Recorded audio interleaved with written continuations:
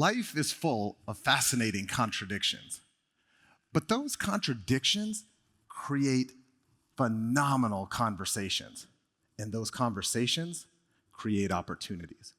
One of my favorite conversations to have is with executives, entrepreneurs, and sales leaders, because every single one of them is trying to grow revenue, but they're under so much pressure to utilize technology and AI to create efficiency. Do more with less. When I ask about their sales strategy, I hear the same answers. More activity, more cold calls, more emails, more, scale, just do more. Then they try to convince me that it's just a numbers game. So I ask a very simple question. When was the last time you answered a cold call, responded to an email from someone you did not know, gave them a meeting, and bought something of substantial value? Oh, don't worry, I'll wait. So when I ask why, the answer always boils down to a lack of trust. Stephen, we don't know these people, so how can we like them, let alone trust them? And in today's world, how do we even know that they're real? Wait, hold up. You're telling me that your strategy is to do more of the very thing you don't respond to? Okay, that makes a lot of sense.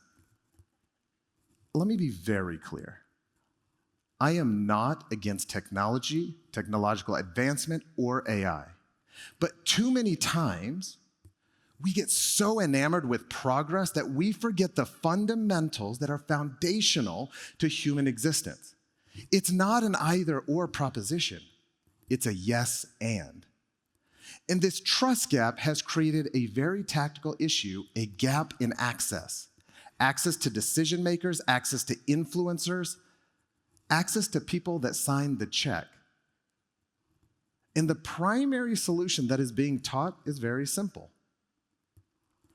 Target better, increase volume, be more persistent. Annoying. Sorry about that. Now here's the thing. It's not as important for what is being taught as it is what's not being taught. Several years ago, I asked a sales representative in my organization, why do you do so much cold outreach instead of focusing on building your network of trusted connections so you can generate warm referrals? The answer that I received was the most brilliant, logical, stupid answer I have ever heard. Stephen, if I focus on generating warm referrals, that adds an extra step to the process. It creates complexity, and it takes more time. But if I just go directly after the individual, there's at least a chance they'll respond. Highly logical. But if you are not taught the value of a human relationship in business, then that thinking makes sense. It's purely mathematical because you focus on a tiny step in the process instead of the totality of how human life actually works. Every single one of us have heard the saying, life is not about what you know, it's about who you know. And more importantly, who knows you and what they know you for. So what this rep said to me after changed the trajectory of my life. Stephen, no one is teaching us how to build a network properly and create a warm referral engine. This rep was right. We teach people how to scale systems. We tell people to have relationships based on trust, but we don't actually show them how to be trustworthy, to be referable. Last year, I spoke to a board member at one of the top colleges in the United States, and he said something very alarming. He said, most of our students do not know how to build a relationship from scratch. Social skills are declining.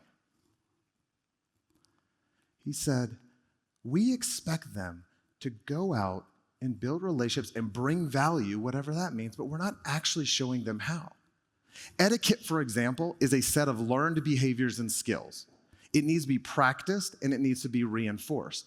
And now we're living at a time where the number one use of AI has moved from content creation to companionship. We're going through a loneliness epidemic. We're living in a world that is optimizing for efficiency while sacrificing effectiveness. And it's the reason why the number one objection that I receive is, Stephen, we don't have your network. We don't have your relationships. How do we build that? And while this is an understandable question, I have found it's actually the wrong one. Because it is a what and a how question, and the real question is who. Who are we being? Everybody wants the secret sauce or that special tactic, but what I have found is that the secret is this: principles scale, tactics don't. Principles scale, tactics don't.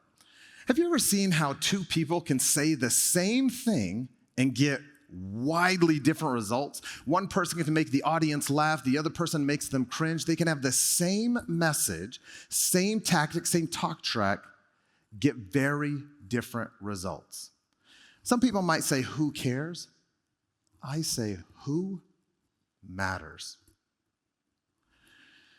Over my career, I've had the privilege of being in a lot of organizations that relied heavily on partner networks. And I would ask my teams, why would someone introduce you to their customer?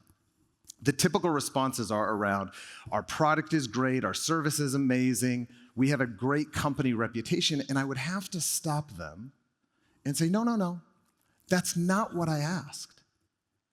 I asked, why would they refer you? Silence. Because it's not a question we typically ask ourselves. So over the last 25 years, I have noticed a pattern. Through being an entrepreneur and a go-to-market leader, I have seen that there are qualities that show up consistently based on the people that are consistently referred. Not tactics, not script, qualities that create their reputation, and your reputation walks into the room before you do. Character, conviction, clarity, competence, and credibility. These 5 qualities make us referable.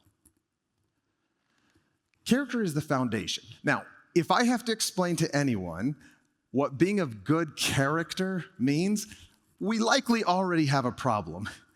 But there's a deeper issue here. It is our values, our beliefs, our core why.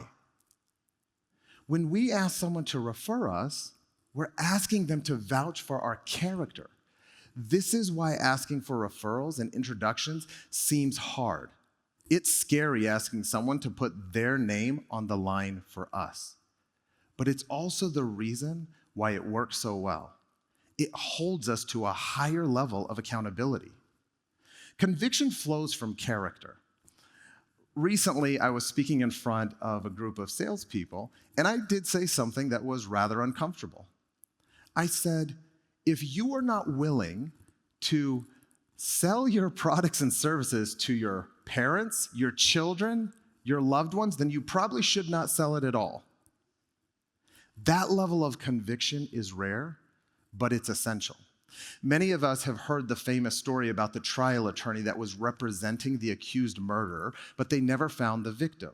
This attorney was still losing the trial, and the night before the closing arguments, he comes up with this brilliant strategy. He walks in the next day and he says, ladies and gentlemen of the jury, last night we found the victim, and in 3 seconds, he's gonna walk through that back door and you will see once and for all that my client is not guilty. The entire jury, their eyes are staring at that back door as 3, 2, 1, the doors did not open. 15 seconds, 30 seconds, The doors did not open, but finally, after 60 seconds with their eyes glued to that back door, the doors still did not open. The attorney looks at the jury and says, the judge told you that if there was even an iota of doubt, you cannot convict my client guilty. And by the looks in your eyes and the stares at that back door, you had doubt. The jury very quickly just went and deliberated, came back and gave the verdict, guilty. The attorney was absolutely livid and said, how could you convict my client guilty? I watched your eyes. You were staring at that back door. How could you convict my client? And the lead juror looks at the attorney and says, yes, we were all looking at that back door, but we also noticed that you and your client were not. If you don't believe your own story, why should we? Conviction. Clarity is your ability to make the complex simple, to explain clearly the problems that you solve. One of my closest friends asks me quite often, can you explain what you do to my grandma? What about to a 5-year-old? Most people, what they try to do is they try to look smart and they sound like an encyclopedia. Don't look at the person next to you if that's the person. Don't point anyone out. But here's the thing, a confused mind does not buy. Anyone ever play the telephone game when we were kids where you would whisper into the first person's ear, you'd go in a circle, everyone would whisper, whisper, whisper, whisper, come back, and the message that came back is hilariously different than the one that it started with, but that's not as funny in real life. There is power in communication, but that communication has to have clarity. Competence is our ability and our knowledge, experience, and wisdom to understand an industry, our prospects, our clients, their world, their company, our own products and craft. So quick moment of vulnerability. One of the most embarrassing things I have done in my career was early on when I was trying to get a meeting with an executive. I said to her, I go, hey, if at the end of this meeting, if you don't feel value, we can walk away as friends. Her response, I don't need any more friends. Yeah, listen, I already said it was embarrassing. You don't have to judge me, right? Now, here's the thing. What it made me realize is that I didn't show up with character because I didn't value her time. I didn't show up with conviction because I didn't show value or believe in the value. I didn't have clarity in my message, and I didn't have the competence to understand her world, which means I did not have credibility. Credibility is simple.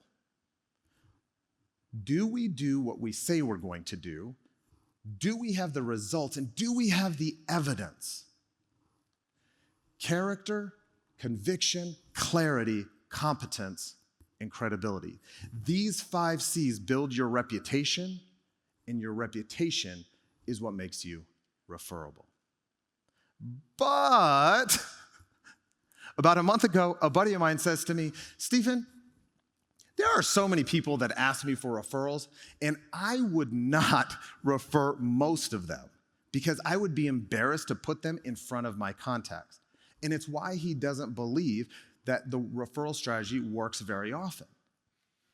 He said most of them don't even know and are completely unaware that they are not referable. So how do you test your referability? Here's a very simple habit that will not only expand your network, but help you test your referability. Next time you're in a conversation, or any time before you end a conversation, ask this question.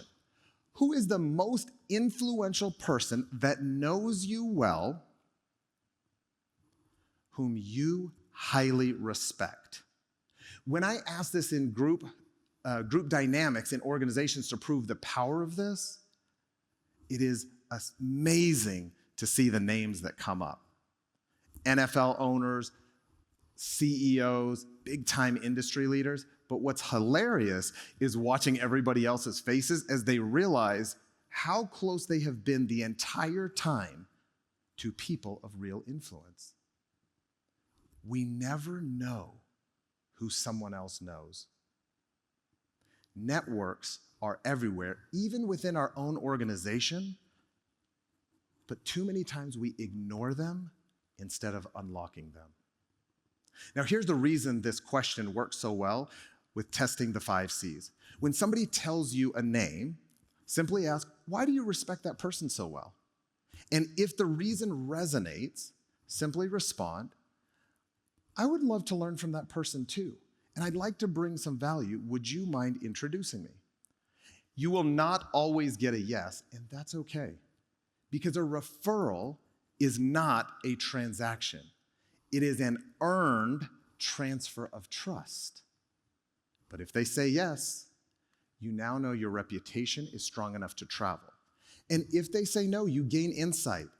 I encourage you to invite a conversation of vulnerability and learn which of the 5 C's you might be lacking in. I live by a very simple statement.